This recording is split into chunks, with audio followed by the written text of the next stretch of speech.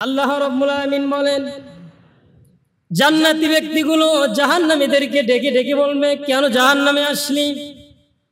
কোন অপরাধের কারণে জাহান্নামে আসলি?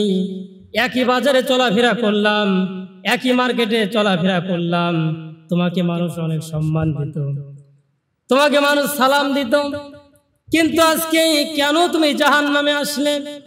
এলাকার ভিতরে তোমার অনেক সম্মান ছিল, অনেক সুনাম ছিল, অনেক পরিচিত ব্যক্তি তুমি, আজকে কেন জাহান্নামে আসলে? কারণটা কি?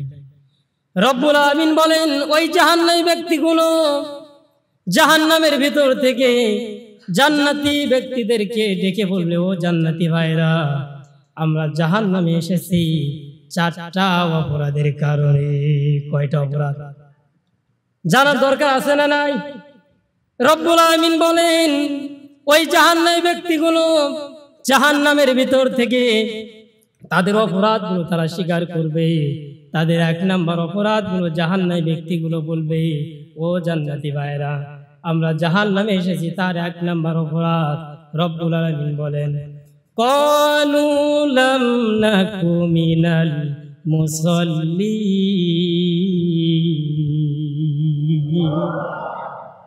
আল্লাহ রাব্বুল আলামিন বলেন, ওই জাহান্নামী ব্যক্তিগুলো জাহান্নামের ভিতর থেকে জান্নাতীদেরকে বলবে, ও জান্নাতি ভাইরা, আমরা জাহান্নামের ভিতরে এসেছি তার এক নাম্বার অপরাধ, পৃথিবীর জমিনে আমরা নামাজ কায়েমের আন্দোলন করি নাই। কি করি নাই? নামাজ কায়েমের আন্দোলন করি নাই, নিজেও নামাজ পড়ি নাই, পরিবারের সদস্য যারা তাদেরকেও নামাজের কথা বলি নাই। এরকম লোক আছে না নাই? রব্বুল আলামিন বলেন, জাহান্নামে যাওয়ার জন্য করে যতগুলো কারণ হবে তার ভিতরে এক নাম্বার অন্যতম প্রধান কারণ হলো দুনিয়ার জমিনে যারা নামাজ পড়বে না। তাহলে বোঝা গেল দুনিয়াতে নামাজ পড়বে না যারা, জাহান্নামে যাবে তারা। ঠিক কিনা? আমার কথা নয়, কোরআনুল কারীমের কথা এটা।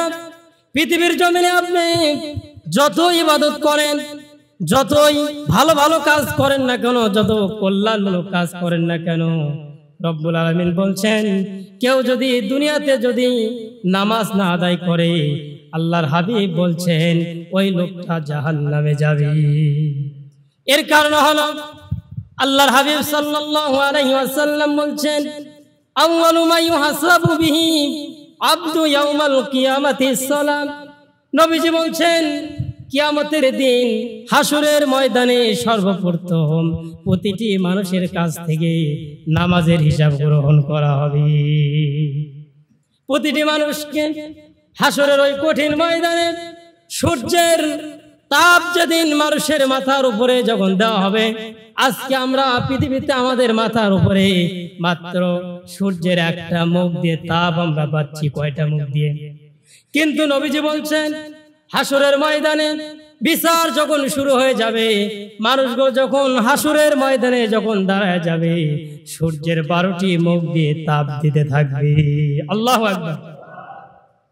সূর্যের 12টি মুখ দিয়ে যখন তাপ দেবে, ওই হাসরের ময়দানে যেগুলো নাফরমান, দুনিয়াতে কাফের, বেঈমান, নাফরমান, মুনাফিক ব্যক্তি ছিল, রব্বুল আলামিন বলেন, ওই কাফের, নাফরমান, মুনাফিক ব্যক্তিগুলো নাক এবং কান দিয়া মাথার মগজগুলো গলে গলে পড়তে থাকবে।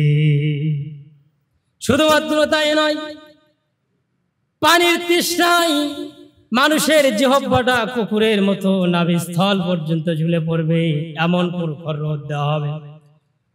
এখন যদি আপনাদেরকে যদি উদাহরণ দিতে যাই, বুঝবেন ওই হাসরের ময়দানে সূর্যের 12টি মুখ দিয়ে তাপ দেওয়ার দরকার নেই।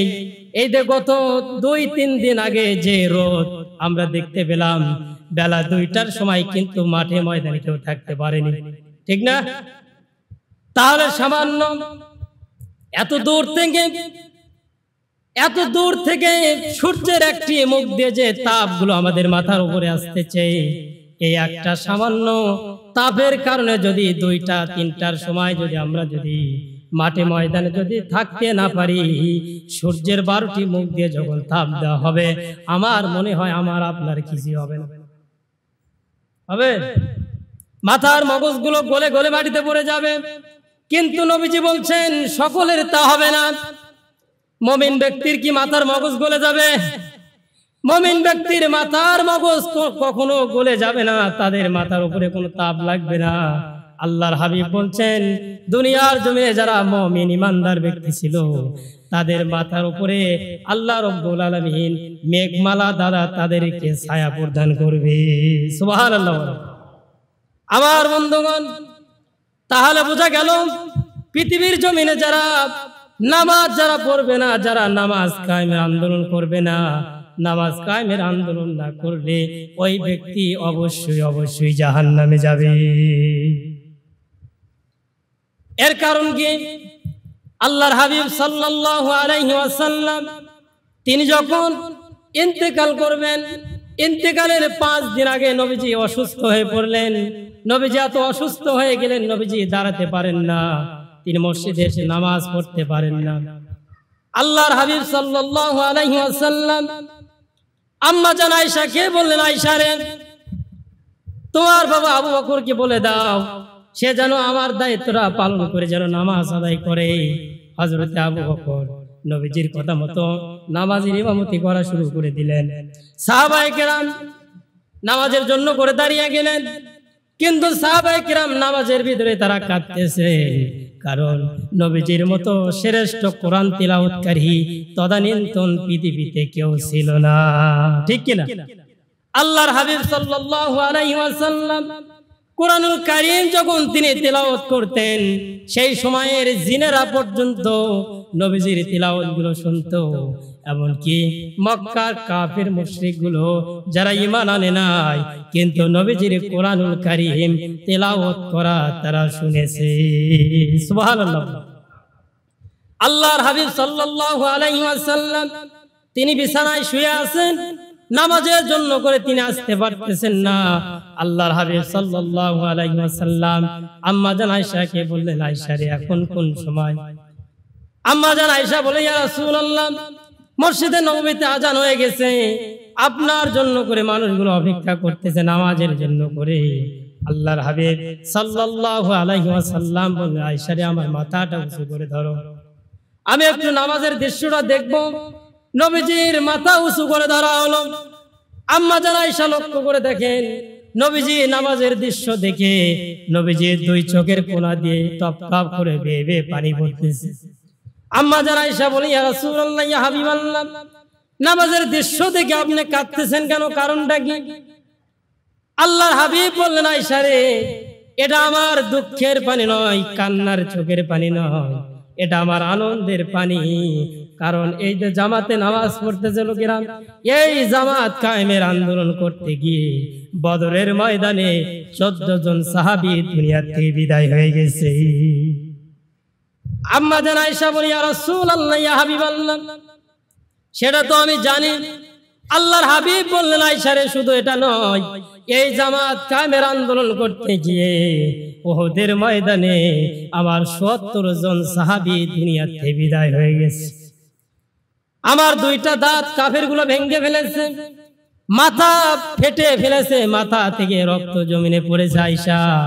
কিন্তু আমি দেখতে পেলাম আজকে কোথায় গেল সেই দিন মানুষগুলো ইসলামের কালেমার কথাগুলো মেনে নিয়া তারা নামাজ পড়তেছে জামাতে। আমার মনে হয় আমার উম্মত যারা দুনিয়াতে হবে তারা আজীবন এইভাবে জামাতে নামাজ আদায় করবে। আল্লাহু আকবার। কিন্তু আজকে আমরা কি দেখতে পেলাম? নবীজির ওই কথাগুলো কোথায় গেল? আজকে ফজরের নামাজের সময় কি এতগুলো মানুষ আছে মসজিদে? জোহরের নামাজে পাওয়া যায়, আসরে পাওয়া যায়, মাগরিবে পাওয়া যায়, এশারে পাওয়া যায়। বাংলাদেশের সবচেয়ে সংসদ ভবন, সবচেয়ে বড় সংসদ, তার নাম চায়ের দোকান। কিসের দোকান? বাংলাদেশের সবচেয়ে বড় সংসদ এটা। কারণ এখানে যাওয়ার জন্য করে কোনো সার্টিফিকেট লাগে না, লেখাপড়া লাগে না, ভোট লাগে না, কিছুই লাগে না, যাই পারে তাই যায়। যাওয়ার পরে দেখবেন গল্প শুরু হয়ে গেছে, অমুক খারাপ, অমুক খারাপ, অমুক খারাপ, আমি আল্লাহর ওলি। আছে না আমার বন্ধুগণ? তাহলে কি বুঝলেন আপনি? আল্লাহর হাবিব এই নামাজের কথা এতগুলো কেন কথা গুরুত্ব দিয়ে বললেন? আল্লাহর হাবিব সাল্লাল্লাহু আলাইহি ওয়াসাল্লাম যখন মৃত্যু শয্যায় তিনি যখন পড়ে আছেন, আল্লাহর হাবিব সাল্লাল্লাহু আলাইহি ওয়াসাল্লাম তার পরিবারের সমস্ত সদস্যদেরকে ডাকলেন। হযরতে হাসান হুসাইনকে ডাকলেন, আলীকে ডাকলেন, ফাতেমাকে ডাকলেন, সমস্ত পরিবার আহাল পরিবারকে ডাকার পরে আল্লাহর হাবিব সাল্লাল্লাহু আলাইহি ওয়াসাল্লাম হযরতে আলীকে ডাক দিয়ে বলে, আলী, সারা জীবন যত কাজ করেছো সবগুলো কাজ যেন আল্লাহর সন্তুষ্টির জন্য হয়, কারণ হাসরের ময়দানে কার জামাই, কার নাতি, কার ছেলে এটা দেখা হবে না, আমলের উপরে বিচার করা হবে। আল্লাহু আকবার। কাকে বলতেছে কথাটা খেয়াল করতেন আপনি? জগৎ বিখ্যাত আলেমে দ্বীন হযরত আলীর উপরে সবচেয়ে বড় আলেম পৃথিবীতে আর আসবে না, হবে না, হবে। জান্নাতের গ্যারান্টি যাকে নবীজি দিয়েছেন সেই আলীকে নবীজি মৃত্যুর আগে ডেকে বলছে, আলী রে, কার জামাই, কার ছেলে, কার মেয়ে এটা দেখা হবে না, আমলের উপরে হাসরে বিচার হবে। নামাজ আদায় করো আলী, নামাজ ছেড়ে দিও না, নামাজ কায়েমের আন্দোলন সব সময় করবে। নবীজি এরপরে ফাতেমাকে ডাকলেন, ফাতেমা রে, আমি চলে যাচ্ছি দুনিয়া থেকে, অল্প কিছুক্ষণ সময়ের মধ্যে আমি দুনিয়া থেকে বিদায় হয়ে চলে যাব। ফাতেমা, আমল করো, নেক আমল করো, 5 ওয়াক্ত নামাজ আদায় করো। দুনিয়া থেকে বিদায় হয়ে যাওয়ার পরে হাসরের ময়দানে যখন তুমি উপস্থিত হবে, কার মেয়ে, কার ছেলে দেখা হবে না, আমলের উপরে তোমার বিচার করা হবে। কথাগুলো খেয়াল করতেছেন? কাকে বলতেছেন? নবীজি হযরতে ফাতেমা, যিনি হচ্ছে খাতুনে জান্নাত, জান্নাতে যে মহিলাগুলো যাবে তাদের সর্দারিনী। আল্লাহু আকবার। সেই সর্দারিনীকে নবীজি ডেকে বলছে যে কার মেয়ে, কার ছেলে, কার স্ত্রী দেখা হবে না, আমলের উপরে বিচার করা হবে। কিন্তু আমাদের ভিতরে কিছু কিছু আল্লাহর ওলি আছে, খাজা বাবার মুরিদ হয়ে বলছে আমাকে ঠেকায় কি, আছে না? আরে কোথায় খাজা, কোথায় গাজা, এগুলো হিসাব আছে? যে জায়গায় ফাতেমাকে নবীজি বলছে কার মেয়ে, কার ছেলে দেখা হবে না, আমলের উপরে বিচার করা হবে, অথচ আমার মতো আপনার মতো আল্লাহর ওলি ওই তো মাজারে প্রতি বছর একটা করে খাসি দেয়, ও বলে খাসির উপর ভর করে পার হয়ে যাবে। বলে জোরে বলেন সুবহানাল্লাহ। কি বলছে মানে? ও খাসির উপরে যেতে পারবেন না, তাহলে গরু দেন, গরুর শক্তি বেশি, পার হয়ে যাবেন। আমার বন্ধুগণ, এরপরে আল্লাহর হাবিব হাসান হোসাইনকে বললেন, হাসানকে ডাকলেন, হোসাইনকে বুকের সঙ্গে জড়িয়ে ধরলেন, হোসাইনকে বুকের সঙ্গে জড়িয়ে ধরে বললেন, নানা ভাই, আমি চলে যাচ্ছি দুনিয়া থেকে, অল্প সময়ের মধ্যে চলে যাব, কারণ আজরাইল দরজায় দাঁড়িয়ে আছে। আল্লাহু আকবার বলেন। কি নবীজি আমাদের পৃথিবীর কোন মানুষের জান কবজ করার জন্য আজরাইলের অনুমতি লাগে না, কিন্তু আজরাইল যখন জীবন কবজ করতে আসবেন, আমার নবীজির যখন জান কবজ করতে আসবেন, আল্লাহ পাক বলছে আজরাইল দরজায় দাঁড়ায় আমার নবীকে সালাম দিবে। সালাম দেওয়ার পরে নবীজির কাছ থেকে অনুমতি নিবে। নবীজি যদি অনুমতি দেয় তাহলে নবীজির জীবন নিয়ে আসবে, আর যদি অনুমতি না দেয় তুমি আজরাইল নবীকে রেখে একা চলে আসবে। আল্লাহু আকবার। আল্লাহর হাবিব বলছেন, হাসান হুসাইন, আমি অল্প কিছু সময়ের জন্য চলে যাব, কারণ আজরাইল দরজায় দাঁড়িয়ে আছে, আমার অনুমতি চাচ্ছে, অনুমতি দিচ্ছি না বিদায় আমার কাছে আসতেছে না, আমি চলে যাব দুনিয়া থেকে। কিন্তু হাসান, ও আমার হুসাইন, আমল করো, নেক আমল করো, 5 ওয়াক্ত নামাজ পড়ো, কারণ হাসরের ময়দানে কার নাতি, কার ছেলে, কার মেয়ে দেখা হবে না, আমলের উপরে তোমার বিচার করা হবে। সুতরাং নেক আমল করো, কারণ আমল ছাড়া কেউ হাসরের ময়দানে নাজাত পাবে না। আমার প্রিয় ভাইরা, তাহলে বোঝা গেল কি, পৃথিবীর জমিনে নামাজ যারা পড়বে না, নামাজ কায়েমের আন্দোলন করবে না, এই লোকগুলো যাবে কোথায়? আরো জোরে বলেন। কিন্তু আমাদের এই চিন্তা আছে? চিন্তা নেই। আমাদের চিন্তাগুলো হয় কখন, যখন জানাজার নামাজ যখন পড়া হয়, ওই জানাজার ময়দানে শুধু একটু এক আধ ঘন্টা মানুষ মনে করে যে এরকম হওয়া লাগবে, ঠিক না? ওখান থেকে ফিরে আসার পরে ওই চিন্তা আর নেই, ভুলে যায় মানুষ। আমার প্রিয় ভাইরা, তাহলে আমরা কোরআনুল কারীমের সূরা মুদ্দাসসিরের যে আয়াতে কারিমা তেলাওয়াত করেছিলাম, জাহান্নামে যতগুলো মানুষ যারা জাহান্নামের ভিতরে যাবে, জাহান্নামে যাওয়ার কারণ কয়টা? তার ভিতরে এক নম্বর কারণ পেলাম, পৃথিবীর ভিতরে যারা নামাজ পড়বে না, যারা নামাজ কায়েমের আন্দোলন করবে না, এই মানুষগুলো যাবে জাহান্নামে।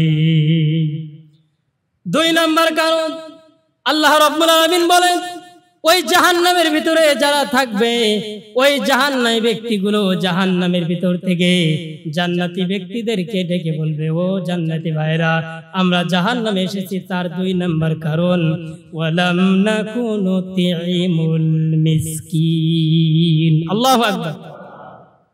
আল্লাহ রাব্বুল আলামিন সূরা মুদ্দাসসিরের ভিতরে বলছেন, জাহান্নামী ব্যক্তিগুলো জাহান্নামের ভিতর থেকে বলবে, ও জান্নাতি ভাইরা, আমরা জাহান্নামের ভিতরে এসেছি। তার 2 নম্বর কারণ হলো, পৃথিবীর জমিনে গরিব এতিম অসহায় ব্যক্তিদেরকে আমরা সাহায্য করি নাই। দুনিয়ার জমিনে আমি বিশাল অট্টালিকা তৈরি করেছিলাম, গাড়ি করেছিলাম, বিশাল সম্পদের পাহাড় করেছিলাম, আমার ক্ষমতার দাপট ছিল অনেক, আরাম আয়েশে আমি ঘুরে বেড়াইছি। কিন্তু আমার গ্রামের ভিতরে আমার বাড়ির পাশে অসহায় ব্যক্তি খেয়ে না খেয়ে দিন পার করেছে, আমি কোনোদিন তাদের খবর নেইনি। এরকম লোক আছে না নাই? অনেক, হাজারে হাজার। এমনও মানুষ আছে, যদি ভিক্ষুক যদি তার বাড়িতে আসে, ভিক্ষা চাইতে এসেছে অসহায় ব্যক্তি, ওই অসহায় ব্যক্তি ভিক্ষা চাওয়া মাত্র দেখবেন এমন আল্লাহর ওলি আছে, ওকে বলে, এই মেয়ে আত্মাহেতু জানো, আছে না, দোয়া কুনুত জানো, অথচ ওর পেটে পাড়া দিয়ে ধরবেন, সূরা ফাতিহা সহিভাবে পড়তে পারবে না। কি ভুল বলতেছি আমি? একেবারে 120% সত্যি, 100% না, 120%। ও জীবনে মনে করেন যে যদি ওকে বলেন যে ওযুর ফরজ কয়টি, ও বলবে 17টি। ওযুর ফরজ কয়টি? 17টি। কিভাবে? হাত ধোয়া, পা ধোয়া, নাক ধোয়া, জিহ্বা ধোয়া, কান ধোয়া, মাথা ধোয়া, চুল ধোয়া, বলতে বলতে দেখবেন যে প্রায় 21টার মতো বলবে। তখন তারপরে যদি বলেন, ভাই বললেন 17, 21টা হলো, তার মানে যে জানি মেলা, কিন্তু হুজুরের গেলে অত্যাচারে বলিনি। কি আছে না? অনেক লোক আছে। আরে ভাই, আপনার বাড়িতে ভিক্ষুক এসেছে, ও কি আত্মাহেতু শিকার জন্যে, দোয়া কুনুত শিকার জন্যে? ওর দিনই চলে না, সংসারই চলে না, আত্মাহেতু পড়বে কেমনে? পারবে? যেরকম দেখবেন যে চাকরির ইন্টারভিউ দিতে গেলে একটা ছেলে, মনে করেন যে একটা ছাত্র MA পাস করেছে, মনে করেন যে সাধারণ ভাবে আপনার সিলেবাস অনুযায়ী যতগুলো প্রশ্ন আছে ও কি জানে না, পড়েনি। এরপরও দেখবেন যখন ভাইবা পুটে যখন ওকে বসানো হয়, জানা উত্তর আর পারে না। আছে না এরকম অনেক? কিন্তু ওখান থেকে আসার পরে দেখুন পাবে। কিন্তু একটা ভিক্ষুক অসহায় ব্যক্তি আপনার কাছে সাহায্য চাইতে এসেছে, আপনি মাস্তানি করে করলেন কি, এই মেয়ে আত্মাহেতু বলো, দরুদ শরীফ বলো, দোয়া মাসুরা বলো, এটা বলো, ওটা বলো, এই বলে লাস্টে বললেন কি, চাচা আজকে তো আপনার ভাবি বাড়িতে নাই, আল্লাহর রাস্তায় মাফ করেন। আছে না? আরে ভিক্ষুকের কাছে যদি কেউ মাফ চায়, আমার তো মনে হয় এর চেয়ে বড় ভিক্ষুক আসমানের নিচে আর কেউ আছে? কেউ নাই। আপনি ভিক্ষুকের কাছে মাফ চাবেন কেন? আপনি বেশি দিতে পারবেন না, 1টা টাকা আপনার কাছে নাই, 1 টাকা নাই, 1টা টাকা দিয়ে কেউ বিদায় করে দেন। আপনি বাড়িতে আছেন, আপনার কাছে টাকা পয়সা নেই, অন্তত আপনার কাছে ভিক্ষুক এসেছে জোহরের সময়, রাতের বেলা তো আপনার বাড়িতে ভাত রান্না হবে, হবে না? ওখান থেকে 1 মুষ্টি চাল দেন। তাও যদি বলেন যে হুজুর 1 মুষ্টি চাল দিলে আমার তো ভাত একটু কম হবে, কারণ আমি ভাত খাই খুব, তাহলে একটা কাজ করেন, ওই 3টা আঙ্গুলের উপর 2টা আঙ্গুলের উপর যে কয়টা চাল উঠে ওই কয়টা দেন, আপনার যদি লজ্জা না থাকে, ঠিক না? আমার প্রিয় ভাইরা, তাহলে জাহান্নামে যারা যাবে, ওই জাহান্নামে যাওয়ার 2 নাম্বার অপরাধ, 2 নাম্বার কারণ হলো এই পৃথিবীর জমিনে ইতিম, মিসকিন, অসহায়, বিধবা ব্যক্তিদেরকে যারা সাহায্য করবে না, এই মানুষগুলো যাবে জাহান্নামে।